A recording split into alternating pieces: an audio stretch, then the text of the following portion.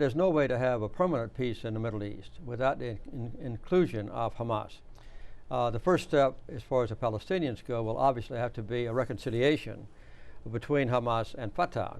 And I think all of the Arab world, and I think the Palestinians, both sides, want to see that done. So far, as you know, it's been objected to and obstructed by the United States and Israel. That may change, at least on the United States side, in the next few months.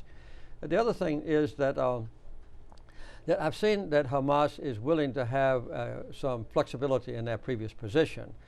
They have told me and announced publicly on this TV station last April that they would accept any peace agreement negotiated between Abu Mazen and the Israelis if the agreement was submitted to the Palestinians in a referendum and if the Palestinians approved it, or if there was a unity government that could approve. So that opens up a door to an absolutely necessary fact, and that is that Hamas has got to be involved before the peace can be concluded. Well, sir, you met with Hamas for a second time this past December and, yes, and said it was putting all of its eggs in the Obama basket.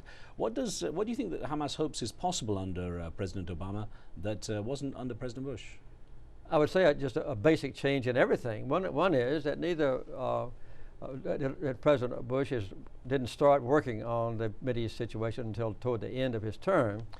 And the other thing is that when he did start working on it, the United States played a very dormant role, pretty well approving or accepting what Israel was doing by increasing massive numbers of settlements, increasing the number of checkpoints, and continuing to build the separation barrier, or the segregation wall as it's called.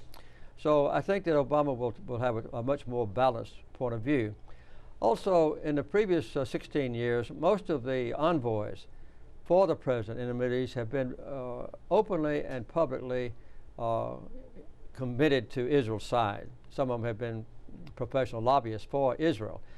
George Mitchell is a different person, and he will be objective and fair. He's a tough negotiator. He was able to bring peace to Northern Ireland, which everybody thought was impossible.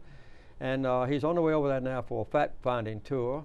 I gave him a copy of my book at his request, and I gave my first copy of the book to President Obama. So I think that at least they understand my points of view.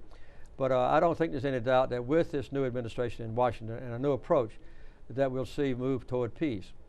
The other thing is that it's coming down to a choice between one state and two states. Right. And as I describe in one of the chapters in my book, a one-state solution would be a catastrophe for Israel, because with only one state between the Jordan River and the Mediterranean Sea, you would at this moment have a majority of non-Jews in the population.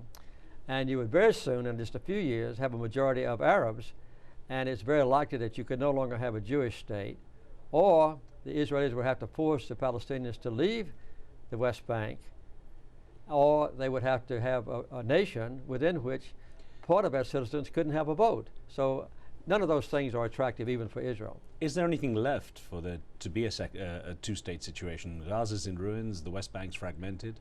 There's not much left really for the Palestinians. I think obviously Gaza can and will be rebuilt. Gaza has been very resilient. I hate to see it happen. The Carter Center has a full-time office in Gaza. We know what's happening there. But Gaza will be rebuilt. And I think that the proposal by the Arab nations is the key formula that I personally espouse, and it's completely compatible with the final stages of the so-called international quartet's roadmap for peace, and it's also compatible with the official policies of the United States and the United Nations resolutions and the Geneva Accords. That is, Israel withdraws from the Palestinian territories in exchange for peace, and with the accommodation for the right of return and also for Jerusalem. And those things can take place. I think that there's one degree of flexibility that I would espouse, which I do in the book, and that is that let Israel have a small part of the West Bank, that right around Jerusalem, so they can retain about half of their settlers in the West Bank, but not deep in the West Bank. And then in exchange for that, let an equivalent amount of land be given to the Palestinians.